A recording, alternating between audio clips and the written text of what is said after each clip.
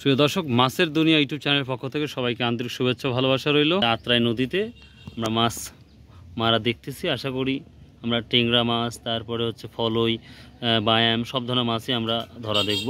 দেখা যাক। তোমরা কি পাইছো? তোমরা একটা পাও নাই? পাও নাই? কো মাছ কো? ও এই যে ট্যাংরা মাছ। আমাদের এটা আত্রাই নদী, এই নদীতে প্রচুর পরিমাণ মাছ দেখা যায়। তবে আশা করছি আমরা এই আত্রাই নদীতে কিছুদিন পর, অর্থাৎ 15 দিনের পরই আমরা বিভিন্ন জায়গা থেকে দেখব মাছ শিকারে আসবে এবং মাছ মারবে।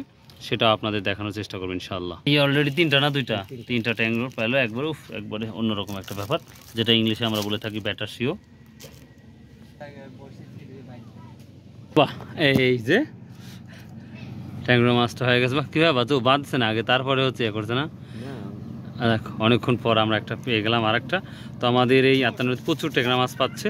প্রিয় দর্শক, আপনারা যদি ভালো লাগে আপনারা যে কোনো সময় এই আত্রাই নদীতে আসতে পারেন। ওকে, থ্যাংক ইউ। খুলো।